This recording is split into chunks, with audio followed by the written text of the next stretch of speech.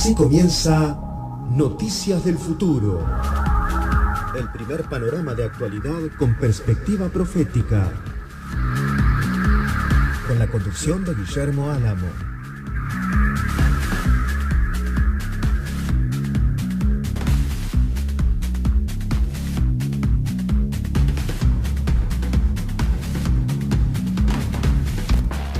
¿Y qué tal? Muy, pero muy buenas tardes. Esto es Noticias del Futuro, el primer magazine con contenido profético de la Argentina y del mundo. Que yo sepa también, hasta que me entere, vamos a ser el primero y el único. Quería hablar en primer lugar de una de las objeciones que he escuchado en los últimos tiempos que se nos plantea como iglesia, como miembros de la comunidad cristiana, en especial como evangélicos, futuristas, que tenemos como gran esperanza y expectativa que el Señor venga a buscar a su iglesia. Como siempre decimos, los hechos del Apocalipsis están ahí escritos, anunciados, para que sepamos que van a ocurrir, pero también para que sepamos que nosotros estamos llamados a no atravesar ese proceso, a no estar en medio del mundo cuando se desate sobre él la ira y el enojo y la indignación de Dios. Bueno, queremos dar una breve respuesta a esa objeción que nos hacen. Para los cristianos, cuanto peor van las cosas, mejor. Esa es la pregunta que nos hacen.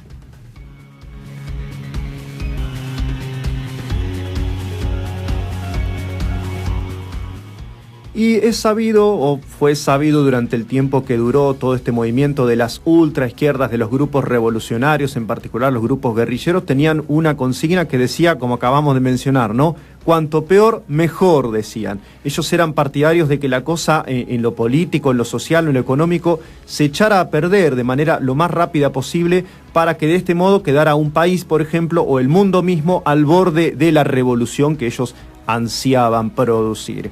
Bueno, esta misma acusación nos hacen a los cristianos, lo he visto en el New York Times, creo, una revista así de mucha divulgación secular, ¿no?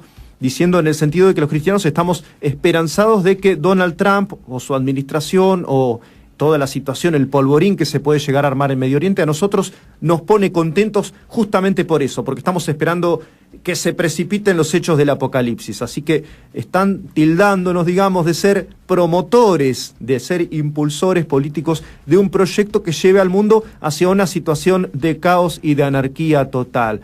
Bueno, te tengo que dar una doble respuesta, porque esto no se le puede dar una única respuesta, es un asunto complejo, cómo posicionarnos como creyentes, cómo sentimos los creyentes las cosas que están ocurriendo en nuestro mundo. Y bueno, te vamos a explicar por qué nosotros tenemos frente a esto, frente al empeoramiento de las condiciones materiales de la vida de la gente, una doble lectura.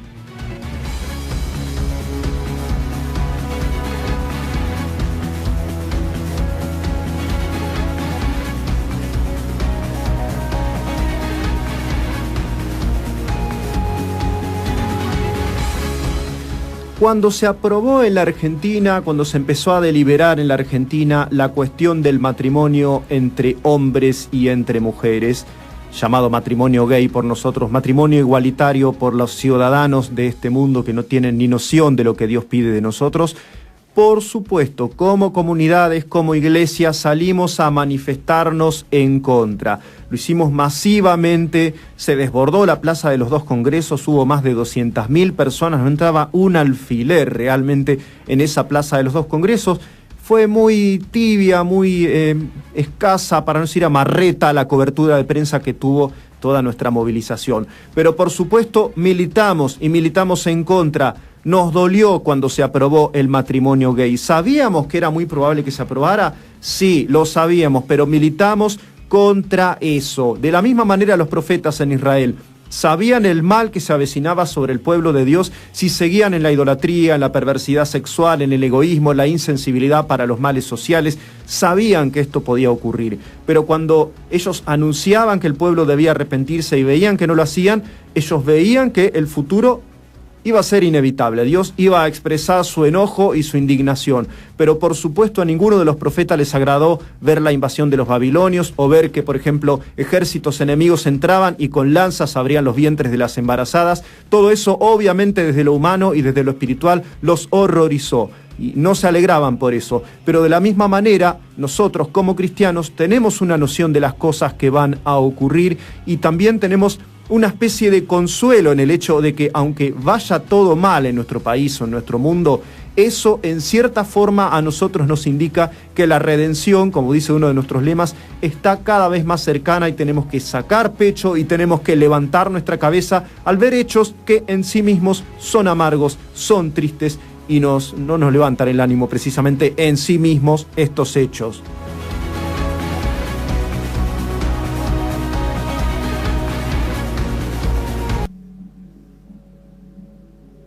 Política. Novedades nacionales.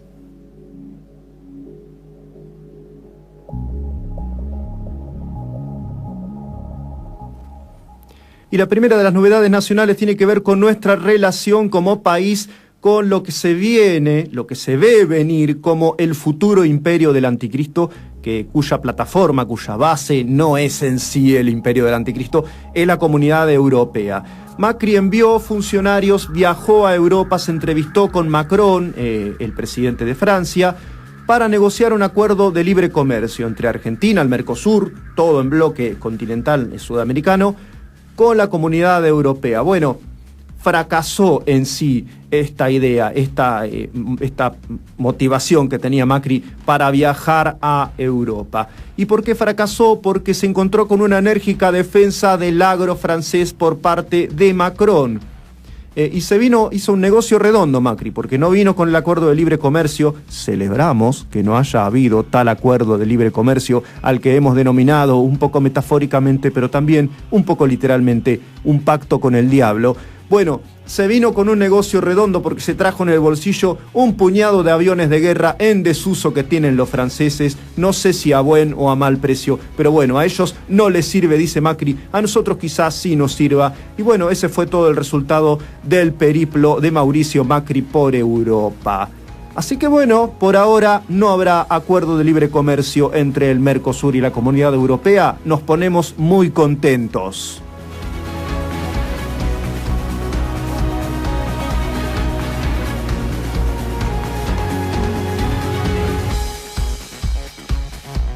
La segunda novedad nacional tiene que ver con una cuestión epocal de la que ya hemos hablado, algo que marca el tiempo que vivimos como parte de este mundo, de este sistema, ¿no? De la evolución, de la, digamos así, el renacimiento del sistema capitalista en una forma virtualizada.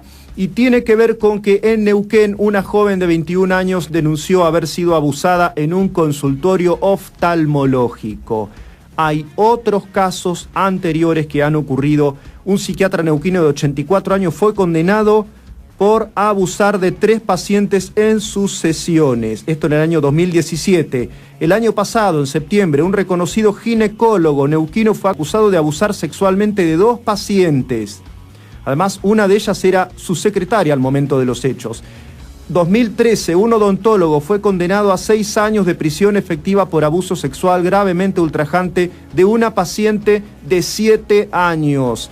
¿Qué me contás? Esto tomando siempre como victimarios, en este caso, a los que se encargan de ejercer la profesión de médicos con cada una de las especialidades. Pero también se puede hablar de los hechos en los que las víctimas justamente son los que ejercen esta noble profesión, la medicina.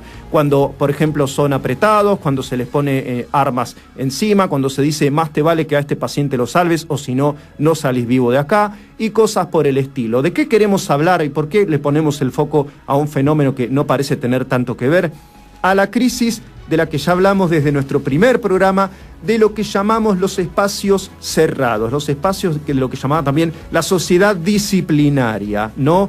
Como la escuela, el hospital, la familia, la fábrica, el manicomio, la cárcel como un modelo, ¿no? Como una metáfora, como un paradigma de lo que era, ¿no? Cada uno en su sitio, cada uno ocupando un diferente lugar y siendo administrado de diferente manera por un sistema que trata de recolocarlo en otro espacio diferente. Bueno, toda esta sociedad se tiene que acabar.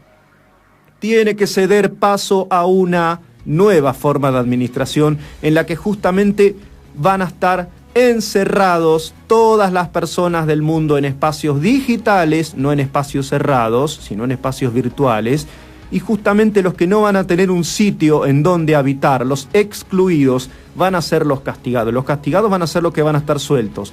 Y digamos así, los buenos chicos, los buenos ciudadanos van a estar encerrados en sus casas. Y con eso tiene que ver alguna de las novedades que vamos a hablar en nuestro bloque sobre tecnológicas. Pero ahora vamos a nuestras novedades internacionales.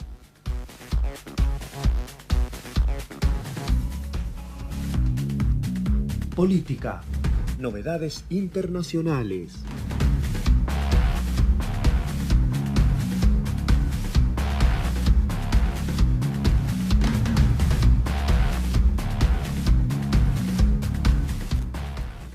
Y lo primero es una de esas noticias catastróficas que suelen ocurrir y que casi siempre tienen como sujeto a alguien perteneciente a la fe islámica.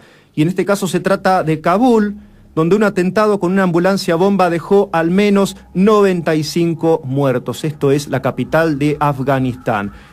Parece que el atentado fue perpetrado por gente perteneciente al grupo de los talibanes. El ataque tuvo lugar en la calle Shar y Nau, en una zona muy céntrica, cerca de varias embajadas, de la legación de la Comunidad Europea, en fin. Fue bastante bien dirigido el ataque, pero esto es importante tenerlo en cuenta porque va a formar parte de ese proceso de corrupción, de anarquía, de caos, que va a ser progresivo y que va a ser muy difícil de frenar, que se va a disparar hacia los tiempos finales. Creemos nosotros, no está bíblicamente sentado, pero da la sensación, leyendo el texto de la Biblia, que se va a acelerar todo este caos, ni bien los israelitas decidan firmemente avanzar en su idea de hacer el tercer templo de Jerusalén. Por ahora son hechos que tienen que ver con internas, probablemente entre los propios islámicos, pero bueno, la cuestión es esa. Casi siempre que vemos un hecho de esta naturaleza, el que perpetra el ataque pertenece a la fe islámica, que está transformando a muchas de las ciudades del mundo en un polvorín y en una situación en la que uno no sabe cómo van a salir los gobiernos del mundo.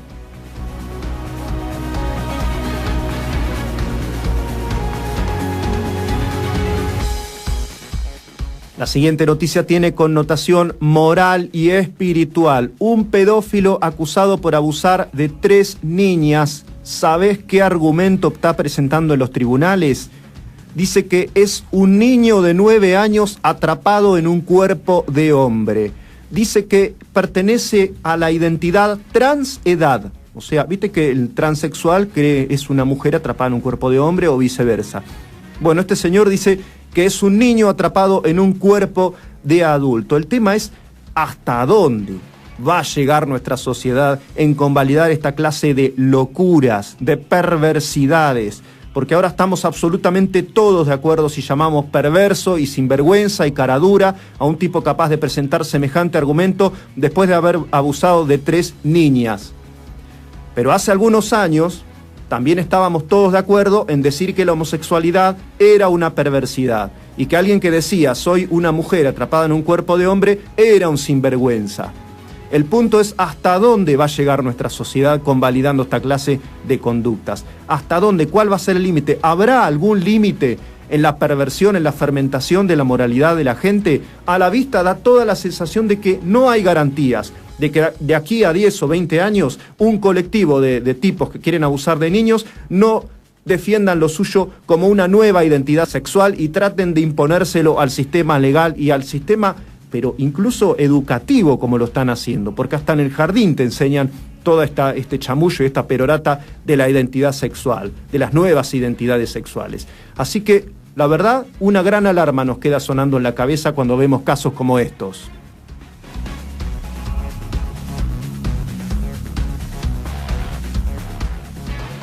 La presidenta de Planned Parenthood, esta entidad abortiva tan importante en el mundo y en los Estados Unidos, parece que deja finalmente la presidencia de la institución después de haber asesinado más de 3 millones de niños no nacidos. Estaba en ese cargo desde el año 2006, recibía casi $1 millón anuales por supervisar a esta organización que mataba 300.000 fetos al año. Parece que desde que está Donald Trump en la presidencia, las cosas no van tan bien en esta asociación, lo cual por supuesto celebramos y experimentamos como un alivio y una gran felicidad. Era una protegida de Hillary Clinton y ahora las cosas se han complicado un poquitito más, así que anunciará su marcha de Planned Parenthood. Te doy algunos números horrorosos para que tengas una idea de la dimensión de esta catástrofe humana y moral que es el aborto en los Estados Unidos. Dirige 600 centros en Estados Unidos, por ahora la primera potencia mundial, como nación individual lo es. Provocaba, como decimos, 300.000 abortos anuales solo en Estados Unidos. O sea, si lo sacamos, da a razón de un aborto cada minuto y medio. Lo que generaba 543 millones de dólares por ingresos por parte del gobierno en tasas. O sea, esto incluso le redituaba un impuesto y un ingreso al gobierno, a Estados Unidos. O sea, te das cuenta, ¿no? Un país que tiene enteramente manchadas de sangre sus manos, Estados Unidos. Y no solo de la sangre de las víctimas civiles y de los inocentes que matan alrededor del mundo, sino de los niños que están asesinando en su propio territorio y por lo cual se está cobrando impuestos. Una absoluta iniquidad y perversidad por la que estoy absolutamente convencido de que Estados Unidos un día va a tener que rendir cuentas.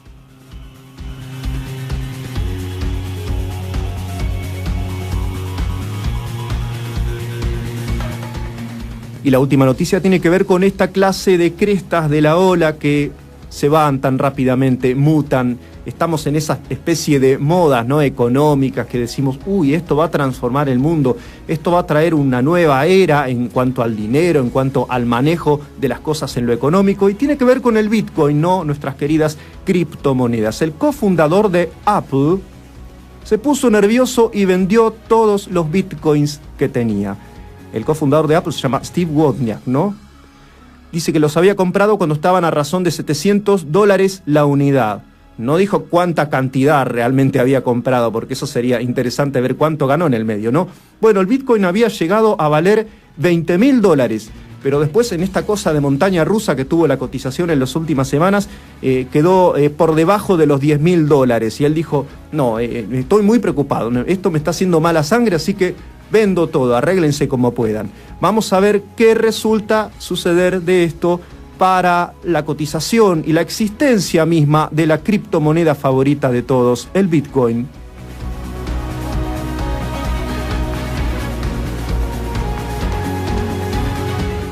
Y así llegamos a nuestra primera pausa musical. Ya volvemos.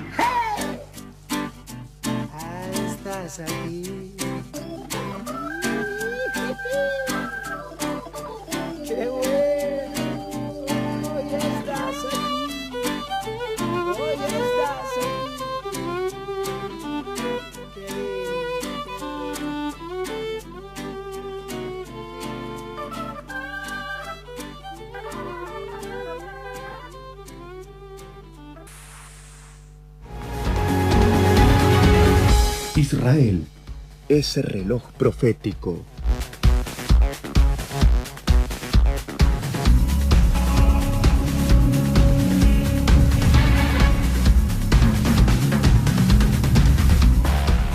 Transmitiendo desde el aire de Logos FM 92.3 y también saliendo por streaming en Noticias del Futuro, Panorama Profético, y todo lo que charlamos, todo lo que compartimos por este humilde espacio, después lo subiremos limpio y editado a nuestro canal Inminente Final Apocalipsis Explicado.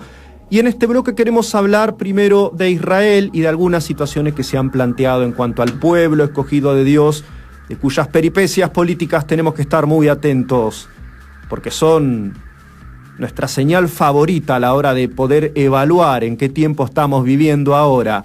En primer lugar, Donald Trump le transmitió un mensaje a Netanyahu y a la autoridad palestina en el sentido de que Jerusalén está fuera de la mesa. Esto dijo Donald Trump. Agitó todavía más las aguas después de haber decidido el traslado de la embajada norteamericana desde Tel Aviv hacia Jerusalén.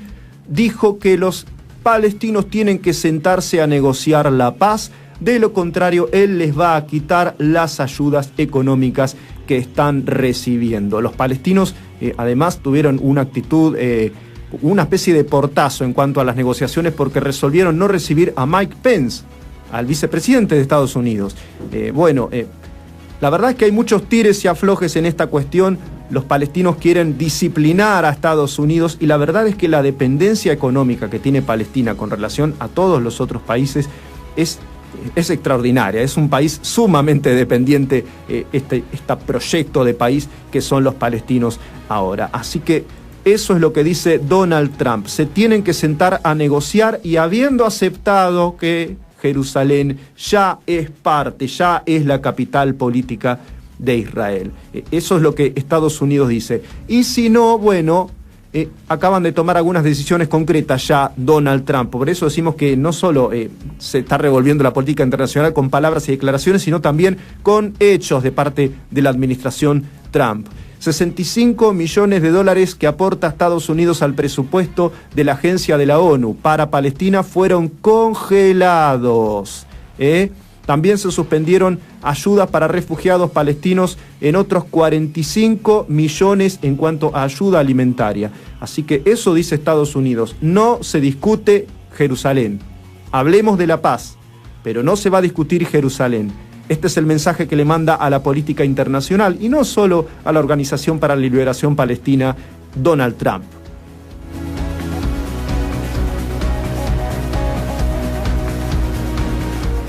Y esta noticia realmente entra dentro de lo insólito de la política internacional porque Kerry, el ex vicepresidente y candidato presidencial de Estados Unidos, compañero de logia de Bush, cuando fueron competencia uno contra otro, supuestamente uno republicano y supuestamente el otro demócrata. Mirá qué plural que es la política norteamericana. Van a la misma logia y después compiten en elecciones como si fueran representantes de proyectos diametralmente opuestos. Por eso digo a los hermanos, déjense de decir esa tontería de que Donald Trump es un antisistema. No existe antisistema. Sos presidente de Estados Unidos, estás adentro del sistema. Estás favoreciendo ciertos intereses. Bueno, volviendo a nuestra noticia. Kerry le dijo a Abbas, el presidente de Palestina, no cedas ante Trump, no permanecerá por mucho tiempo. Este fue el mensaje que le dio. Le dijo, manténganse firmes en sus reclamos respecto de Jerusalén, respecto de sus reclamos nacionales, no aflojen. Trump va a durar poco tiempo. Es algo provisorio dentro de la política norteamericana y mundial. Así que bueno, está sembrando algunas semillas de concordia por allá, Kerry, charlando con Abbas. Un amigo diría, no, pero no nos engañemos, tienen pequeñísimas disidencias, pero representan el mismo proyecto imperial de Norteamérica. Kerry, van desfilando, ¿no? Las caras se van sucediendo, pero Norteamérica nunca deja de ser un imperio, nunca deja de estar contra China, contra Rusia y nunca deja de respaldar a Israel. Quien quiera que sea el que esté sentado en la Casa Blanca, en este caso el loco e impredecible, dicen, el impredecible Donald Trump.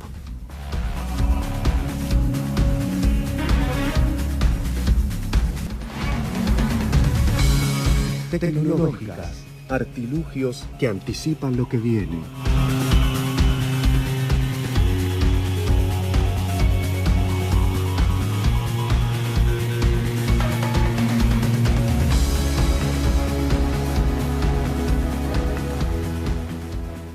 Hola Lucía Fraccione, saludamos ahí, está del otro lado, se conectó por stream y ahí tenemos nuestro primer visionado en vivo y en directo en estos momentos en tiempo casi real, porque hay unas pequeñas diferencias, algunos segunditos entre lo que sale por Logos FM 92.3 y lo que vas a ver vos ahora por stream seguramente en tu celu.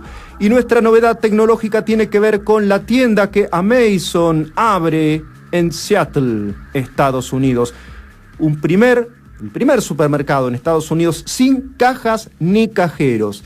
Si uno que tiene cierta conciencia social estaba escandalizado cuando salieron estos día discount que tienen un cajero y un repositor y los explotan, los exprimen de una manera tremenda y así se ahorran algunos costos laborales, como diría, ¿no?, gente perteneciente a cierta tendencia política y económica. Bueno, en Estados Unidos directamente no hay ni cajas ni cajeros. Esto no es, digamos, no es algo nuevo, no es algo absolutamente novedoso, sí que se haga en Estados Unidos. Esto ya existe en Japón, existe en Holanda, existe en varios de los países desarrollados en Escandinavia. Hay este tipo de supermercados donde uno entra, llena el changuito, sale y directamente se le computa todo lo que uno ha gastado, ¿no? Con dispositivos de tipo digital, se escanea, digamos, lo que uno va sacando y lo que uno vuelve a poner en la góndola o no, o se lo lleva consigo y se va rumbo a su auto. Así que ya existen este tipo de tiendas, pero en Estados Unidos sí tiene una difusión impresionante en cuanto a la publicidad. Está saliendo en todos los medios, se está viralizando las imágenes de cómo funciona este sistema. Y con la influencia que tiene además Estados Unidos en el plano comercial, cómo se van a empezar a difundir este tipo de sistemas alrededor del mundo. Carrefour, está dicho, se dijo, este año está en trance de automatizar buena parte de las funciones que hoy en día cumplen operarios, personas, seres humanos a los que se le está dando un sueldo, una cobertura social, un lugar en donde estar en la sociedad, al cual pertenecer. Bueno, se les está por quitar este espacio a los empleados. Bueno, este proceso es global, pero también está por afectar a la Argentina y en ese sentido señala el nuevo gerente que tiene Carrefour Argentina. Es un experto en eliminar costos laborales. ¿Por qué ocurre esto? ¿Porque son malos los que están administrando Carrefour en Argentina? No, la realidad es que todas las tiendas tradicionales, los supermercados tradicionales, están en una crisis probablemente terminal. Hablábamos hoy, el dinero, como lo conocemos, ¿no? El dinero que uno lo tiene en un fajo, que tiene olor, que transmite bacterias. Bueno, ese dinero que se puede falsificar, que te lo pueden robar, motochorros o no. Bueno, ese dinero, el contante y sonante, cash, la familia, la escuela, la universidad, la fábrica, la cárcel, los manicomios, todos los espacios cerrados entre cuatro paredes están en una crisis irreversible. También les llegó globalmente su turno a los shopping centers, aunque en Latinoamérica todavía vive en un auge momentáneo. Pero en todo el mundo están en decadencia y muchos de ellos se transformaron en lugares baldíos, invadidos por la vegetación. En Estados Unidos mismo. Pueden ir y mirar las fotos, esto es realidad. Y los supermercados también parece que les está llegando su turno. Se viene la sociedad en la que cada uno va a recibir la mercancía en su casa, en su barrio privado. Hacia esto parece señalar la Dirección del Comercio Mundial. Y bueno, para administrar este ocaso irreversible se están preparando los gerentes de la mayoría de este tipo de empresas en el mundo.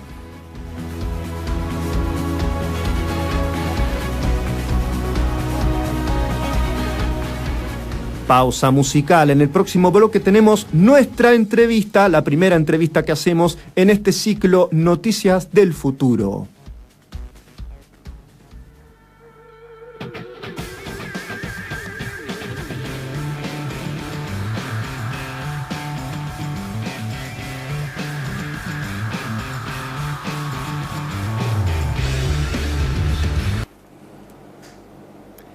Y ahora vamos a escuchar una entrevista que realizamos con el líder, con el pastor de nuestra congregación de acá de la Iglesia Evangélica de Citibel, de Cantilo, entre 14C y 15, iglesia en la que yo pasé la mayor parte de mi juventud. Así que bueno, vamos a escuchar, está también la presentación y están las palabras de nuestro pastor hablando de algunos posicionamientos y algunos temas que pueden prestarse a la polémica, sobre todo de cara al mundo, ¿no? De cara a la iglesia, respecto del fin de los tiempos. Bueno, nos encontramos acá junto a Juan Vicente González, el pastor de la Iglesia Cristiana de Citibel, la iglesia a la que asisto desde hace ya más de 20 años, y vamos a hacer algunas preguntas sobre el contenido de nuestro programa y de nuestro canal de YouTube respecto de los tiempos finales. Lo primero es saber qué piensa Juan Vicente respecto de este tiempo que nos tocó vivir como generación. Bueno, es algo que venimos leyendo en la Biblia y que se va consolidando cada día más, ¿no? Hay mucha violencia, mucho descontento, mucho desequilibrio en el mundo Y lógicamente eso es necesario que aparezca. No es solamente aquí, es en todo el mundo que está el hombre desorientado. Señales claras, hay tantísimas, pero la que más me gusta es la del chip. Cuando hablábamos en aquel tiempo de que iba a aparecer este sistema, la gente lo miraba así de soslayo, ¿no? Nos miraban un poquito raro.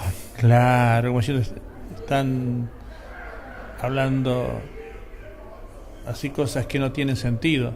Y es verdad, al hombre natural esas cosas no le entienden. Pero nosotros vemos que ya se viene y se impone, como siempre decimos, todos los procesos sobrenaturales de Dios se van dando por medios naturales. En aquel tiempo, yo hablaba que fue cuando empezaron a salir las tarjetas de crédito. Uh-huh. Dije, las tarjetas de crédito sí las vamos a poder usar, pero el chip dice la Biblia que no. Y ya las autoridades, las de influencia en el mundo, la están recomendando porque es algo muy útil, algo que va a facilitar muchísimas cosas. Y entonces, un detalle que yo soslayaba en aquel tiempo y que ahora es más fácil de interpretar, es que, por ejemplo, ahora con las tarjetas de crédito vas a tener muchas posibilidades de comprar más barato. Pero en aquel tiempo, cuando ya se instale como sistema universal, vas a poder seguir comprando con la tarjeta de crédito. Pero si tenés el chip, vas a tener las ventajas que hoy tenés con relación al efectivo. Porque eso es algo que tiene que pasar. Ya está todo. Así que está todo tan cerca que uno lo espera en cualquier momento. ¿Y cuáles serían, a juicio de usted, las señales que todavía parece faltar que se cumplan para que, digamos, sí, ya es absolutamente inminente el retorno del Señor? Bueno, la más clásica es la instauración del templo de Jerusalén, que, por ejemplo, he escuchado muchas veces que no se puede construir rápido, además no se puede tocar una piedra ahí porque se arma una guerra mundial. Uh-huh. Y yo siempre decía que el día del Señor, el día que Dios establezca que se tiene que reconstruir, que yo siempre decía que se iba a reconstruir en 3 días. Algunos me miraban como diciendo, semejante templo en 3 días. Es una barbaridad. Pero hoy con la técnica se hacen cosas increíbles. Por ejemplo, los chinos levantaron un edificio de 57 pisos, todo instalado en 19 días. Es posible. Totalmente. Ya los hebreos ya tienen todos los materiales, todos los bloques de roca, todo, tienen todo preparado, hasta las láminas del interior del templo ya tiene todo listo. Está todo el material listo para colocarlo. Está todo listo, además lo muestran, eso es lo más loco, porque se lo muestran a las cámaras, lo muestran en sitios web, ningún problema tienen ellos en exteriorizar semejantes planes. Pero eso no va a ser algo así fortuito, se va a armar un lío mundial, que lo va a parar precisamente un judío, que está sentado en la ciudad de las 7 colinas. De eso habla la Biblia y está todo preparado. Sí, es notable que en los últimos tiempos se está hablando mucho menos en el cristianismo evangélico de la posibilidad de que justamente este rey mundial, este emperador del último imperio que va a haber, del primer imperio absolutamente global que va a haber, va a ser precisamente un rey de la ciudad de las 7 colinas. Y se están barajando otras ideas pensando que puede llegar a tratarse o de una figura civil o bien de un sujeto salido del islamismo, un árabe, cosas por el estilo.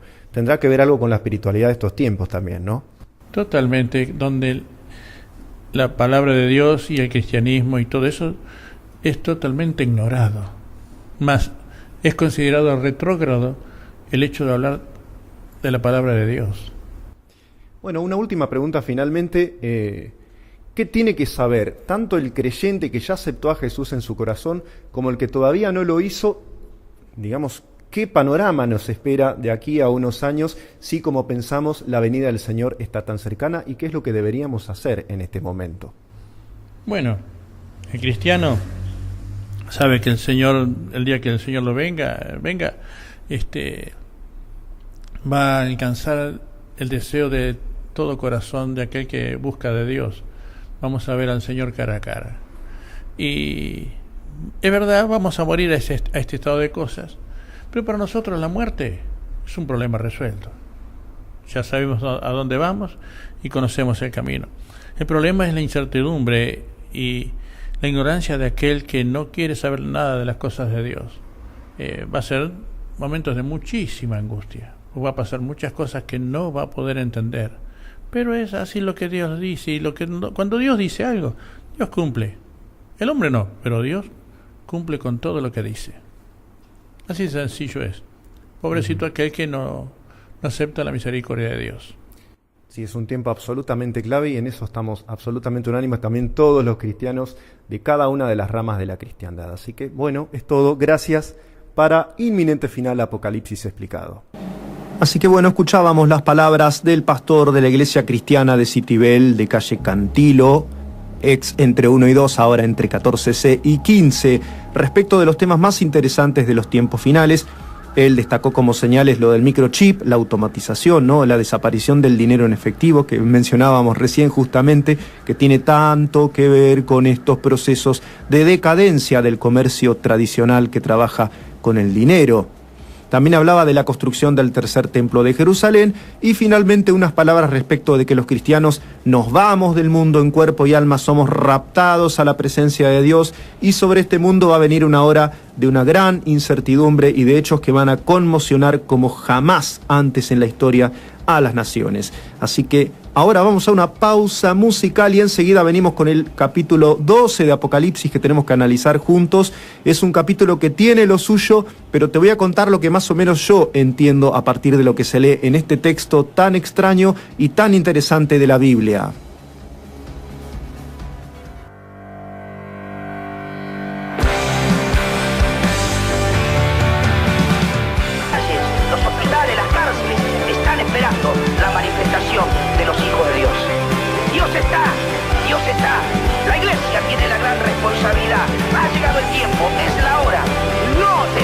Vayamos a llevar el mensaje de Jesús. Dios está.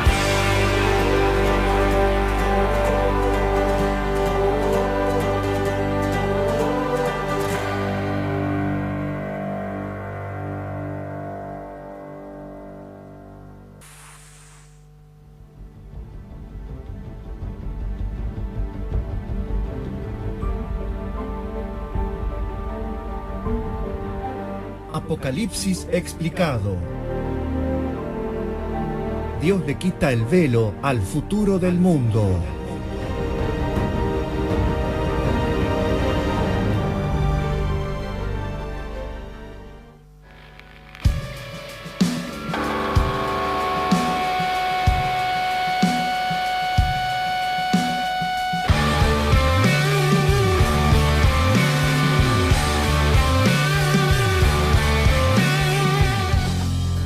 Y en nuestro análisis anterior del capítulo 11 de Apocalipsis, ese capítulo que tiene dos fragmentos bien claramente definidos. En el primero se contaba cómo va a ser el proceso histórico a través del cual Dios va a lograr que los israelitas se hagan cristianos. Van a bajar dos profetas, van a hacer multitudes de señales y de prodigios como los de Moisés y Elías. Algunos dicen van a ser Moisés y Elías que van a volver a la tierra. Hasta ese punto no me atrevería a llevar mi afirmación, pero sí que son dos figuras muy similares a Moisés y Elías, los de la Biblia. Después lo otro queda como una discusión interna, digamos. Van a ser muertos por una figura política emergente, que es la primera vez que se menciona, que es el anticristo, este rey, esta bestia que va a surgir, que va a tener un poder enorme sobre la tierra, que va a tener unos poderes que algunos van a decir, ¿quién como la bestia? Como siendo la bestia es Dios. El anticristo es Dios bajado a la tierra. Bueno, les va a hacer la guerra a estos dos profetas de Dios y los van a matar.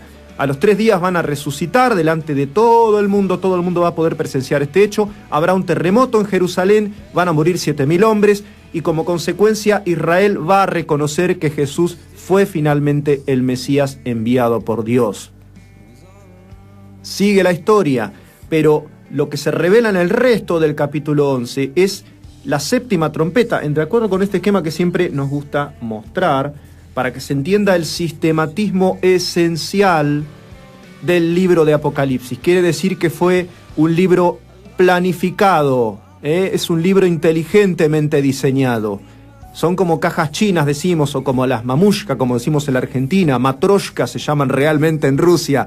Bueno, el último de los 7 sellos incluye las 7 trompetas, la última de las 7 trompetas incluye las 7 copas. Y veíamos que en la última de las 7 trompetas estaban resumidísimos, pero estaban ahí los castigos que van a narrarse en el capítulo 16 de Apocalipsis, que es el de las 7 copas. Bueno, ahora vamos directamente a lo que cuenta el capítulo 12 de Apocalipsis, el último libro de la Biblia.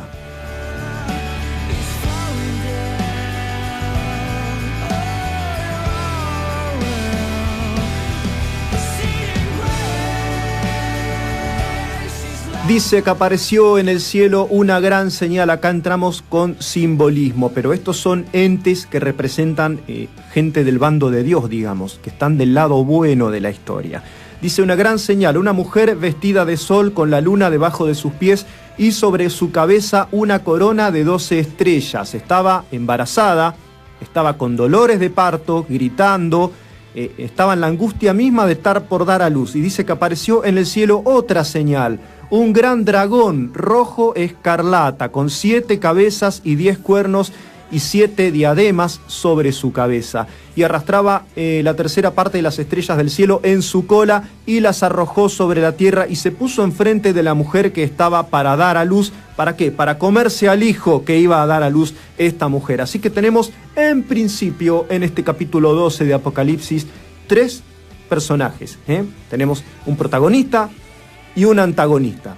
Protagonista, la mujer y ese hijo varón que va a salir de ella. En principio, el consenso general de los teólogos es que esta mujer con una corona de 2 estrellas representa a Israel. Pero no a cualquier Israel, sino al Israel piadoso, al Israel bueno, al Israel que se va a volver a Dios, al Israel del que vino Jesús y al Israel que se convirtió a Jesús. Esa es la mujer vestida de sol y con una luna debajo de sus pies y sobre su cabeza la corona de 12 estrellas, 12 por las 12 tribus de Israel. Y el sol y la luna tiene que ver con el sueño que tuvo José, que aparece en los últimos capítulos del Génesis, donde justamente Jacob y su mujer aparecían representados como el sol y como la luna, ¿no? Entonces son imágenes que todas que representan a Israel. También las 2 estrellas aparecen en ese sueño. Después aparece el hijo varón, que es un enigma. Acá hay diferencia. Algunos creen que representa a Jesucristo, porque dice que va a regir a las naciones, ¿no? Dice, ella dio a luz un hijo varón que regirá con vara de hierro a todas las naciones, y su hijo fue arrebatado para Dios y para su trono. Hay quienes dicen que este es Jesús. Mi opinión es que este hijo varón es la iglesia actual. O sea, la iglesia sin distinciones de raza, de etnia. Somos todos los creyentes cristianos, que estamos llamados justamente a regir a las naciones una vez que Dios haya disciplinado y haya puesto en su sitio a todos los gobiernos perversos que van a surgir en el tramo final de la historia de este mundo.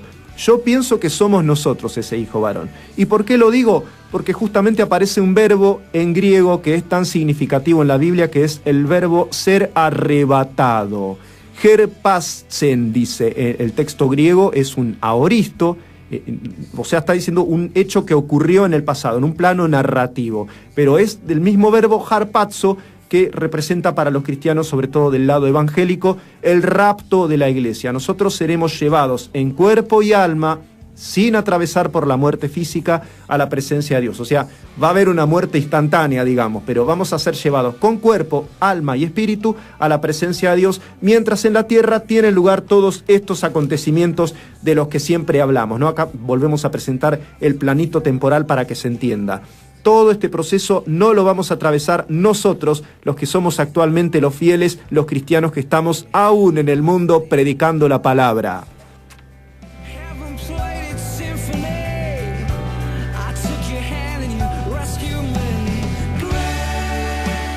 Dice, y la mujer huyó al desierto, donde tiene lugar preparado por Dios para que allí la sustenten por 1260 días. Volvemos a nuestro esquemita. los últimos 3 años y medio van a ser los años de la gran tribulación para los judíos, tanto para los que se hayan convertido como para los que no. Es la angustia de Jacob, que dice el profeta Jeremías también. Es un tiempo bravísimo el que va a tener que pasar Israel, si se convierten a Jesús y los que no se conviertan. Y en el medio van a morir centenares y millones de israelitas en medio de todo este proceso. Es lo que está escrito en los profetas que va a ocurrir, y sin duda va a ser así. Lo que sigue después del versículo 7 es un relato de la batalla entre los ángeles de Dios y los ángeles de Satanás. Esto es una especie de gran contexto histórico, ¿no? Para que de esa manera se nos muestra cuál es la causa, el agente de muchos de los hechos que ocurren y se narran en el Apocalipsis.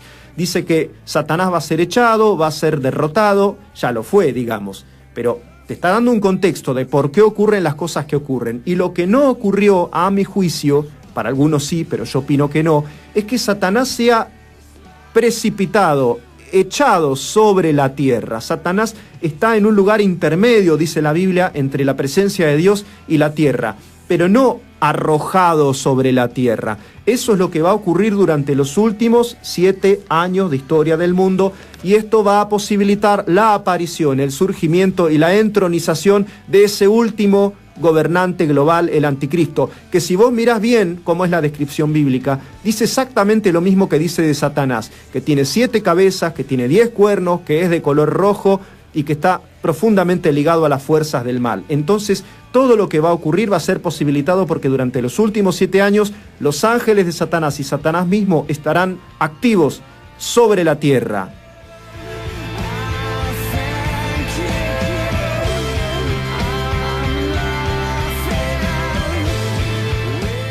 Y acá viene la parte interpretativa, enigmática, donde cada uno puede tirar, digamos, lanzar, emitir su opinión sobre qué representan estas palabras. Después de narrar que Satanás es derrotado y finalmente arrojado sobre la tierra, como dijo Jesús, atención a esto, yo veía, imperfecto, a Satanás caer del cielo como un rayo. No dijo yo vi a Satanás, lo dice en imperfecto, veía. ¿Qué representa el imperfecto en nuestros idiomas? Acción todavía no cumplida, acción en proceso, acción todavía no realizada. Bueno, volvamos, versículo 13. Y cuando vio el dragón, Satanás, se aclara versículos atrás, que había sido arrojado a la tierra, persiguió a la mujer que había dado a luz al hijo varón. Y se le dieron a la mujer las 2 alas de la gran águila, para que volase de delante de la serpiente al desierto, a su lugar, donde es sustentada, como decíamos, por tiempos y la mitad de un tiempo. 3 años y medio va a durar la persecución de los fieles que se conviertan a Dios, de raza israelita precisamente. Y dice que la serpiente arrojó de su boca tras la mujer agua como un río, metáfora de persecución militar, metáfora de una gran invasión llevada a cabo por un ejército. Esto es como bíblicamente se dice, vino como inundación, vino como aguas impetuosas. Eso representa una invasión militar, ¿no? Con un gran ejército que va tras un enemigo al que se supone pretende alcanzar. Dice, pero la tierra ayudó a la mujer, pues la tierra abrió su boca y tragó el río que el dragón había echado de su boca. Entonces va a haber una gran persecución, Dios va a proteger a esta mujer en un lugar determinado que no sabemos, que lo llama acá genéricamente o no, un desierto. Dice que el dragón se llenó de ira contra la mujer y se fue a hacer guerra contra el resto de la descendencia de ella, los que guardan los mandamientos de Dios y tienen el testimonio de Jesucristo.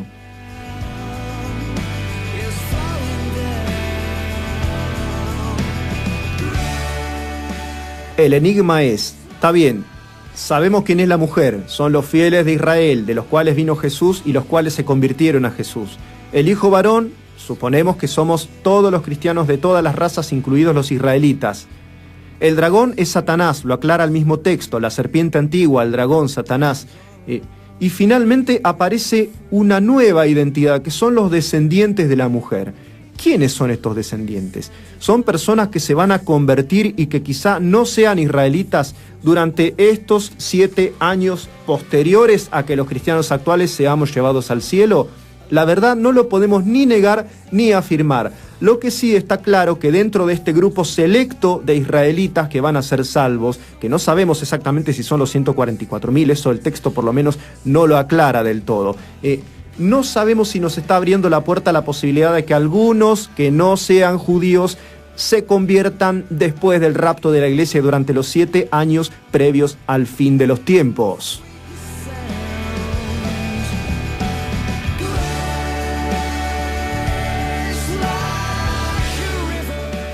Así que tenemos algunas certezas y algún elemento de interpretación, de leve incertidumbre o perplejidad interpretativa en cuanto al capítulo 12 de Apocalipsis. De a poco nos va llevando el relato al núcleo de al nudo gordiano, al nudo narrativo de esta historia, que es la aparición de la gran encarnación del mal que va a ser el anticristo, que nos va a ocupar Dios mediante el sábado siguiente. Pero bueno, nos dejó algunas dudas, muy poquititas, chiquititas, pero una gran certeza. Durante los tiempos finales, la condición de persona piadosa, obediente a Dios, creyente y cristiana, va a estar sujeta a una intensa persecución por parte de las fuerzas del mal. Esa es la certeza que nos llevamos y esa es la certeza que tenemos que tener como cristianos si estamos en el camino, y si todavía no estás, es tiempo de volverte a Dios, ahora que es tan abierto y tan libre el ejercicio de la fe alrededor del mundo. Así que con esta precaución y con este llamado a volverte a Jesús, a abandonar tus viejos caminos, a dejar todo lo que es insatisfactorio, lo que es destructivo, lo que mancha tu alma, lo que perturba tu conciencia y quizá te impide dormir durante las noches, todo eso podés dejarlo a los pies de Dios y volverte a Jesús. Jesús dio su vida en una cruz para que vos puedas cambiar. Él te va a ayudar a hacer ese cambio y te va a dar un nuevo corazón. Así que, te da todos los instrumentos para poder vivir una vida mejor, plena, satisfactoria en su presencia. O sea, no vas a estar solo ni sola en ese proceso que Dios te llama a iniciar de su mano, llamada por Él.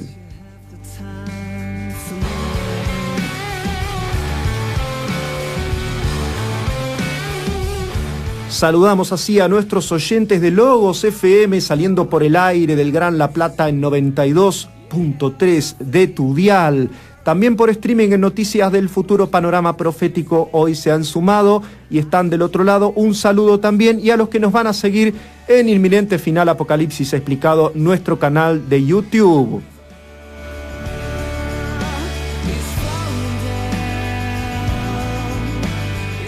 Quien te habla, Guillermo Álamo, en la operación técnica y musical, Santiago Martínez.